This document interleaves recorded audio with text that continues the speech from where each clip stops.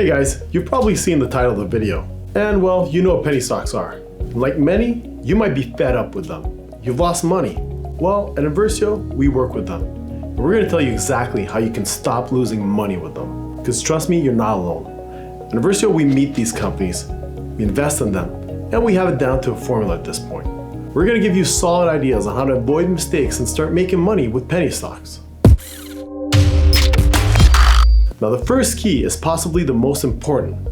You have to do proper due diligence. Now, this takes work, but it's essential to making money.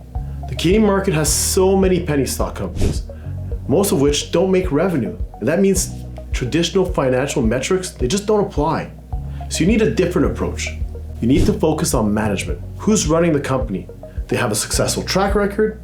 You need to make sure they're not serial stock promoters. You have to check CDR, their financials, their burn rate, and dilution. You have to look at their business model. Does it make sense? And is the company's project legitimate, especially in mining? Make sure they're not just telling you or selling you a story. Make sure you stay up to date and read all the press releases. Press releases reveal if management is following through on their previous statements or projections. So to recap, you have to conduct a due diligence. You have to talk to management. You have to check CDR, their financial, and most of all, read their press releases. Now, the second step is risk management and budgeting. Most traders blow their whole investment all at once. Instead, diversify. Don't put all your money into one stock. Penny stock offer leverage, so you gotta spread out your investment. An example of this could be just setting yourself a $25,000 budget and splitting it between 5 companies. You'll be surprised how well this works, and usually, if just one of these stocks performs, it ends up compensating for all the other companies in your portfolio that may not be following the same trajectory.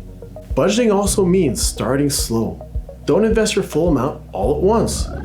You'll be much happier if a stock takes off and you've only bought half of your budget than if it drops lower after you've spent your whole budget.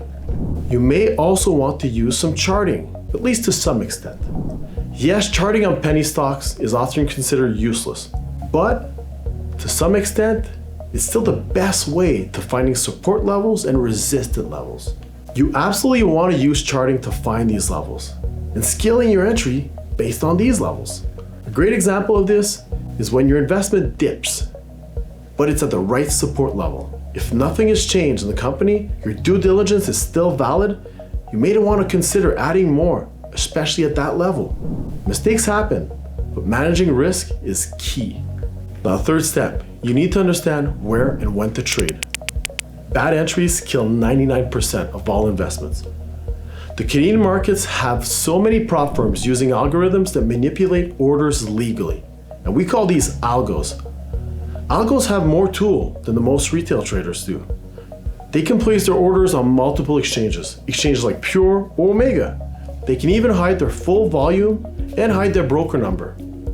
Now, if you use a discount broker or a no commission broker, I guarantee 1,000% your order is going through what we call the smart order router. And it gets routed through multiple exchanges where these algos are waiting and they can profit off tiny price differences.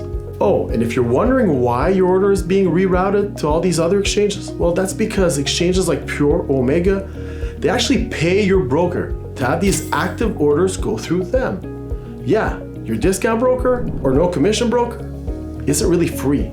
So to beat these algos, you need to always place your orders directly on the TSX or the CSE, which means you're gonna have to call your broker, ask how many shares are being bid or offered, and trade directly on those main exchanges, where real buyers or sellers are actually trading.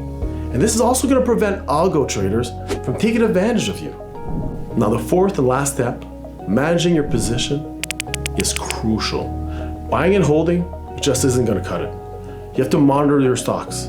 Now, if we go back to our example of 5 stocks, and one of those stocks drops 50%, consider cutting it. Losing money is part of the game. Likewise, taking profit when it's available. Penny stocks require monitoring, but their leverage makes them worthwhile. Following these steps has made me more money in the penny stock market than ETFs like SPY. The Canadian penny stock market can be so discouraging. But if you use the leverage properly and you follow these 4 steps, you're going to succeed, or at least you're going to better manage your positions. Diversifying and investing in multiple stocks, well, it only takes 1 or 2 winners to make it worthwhile. So again, guys, if you like this content and you have more questions, just give us a follow or comment down below. We'd love to help you. And again, check out our cool merch at Inversio.com.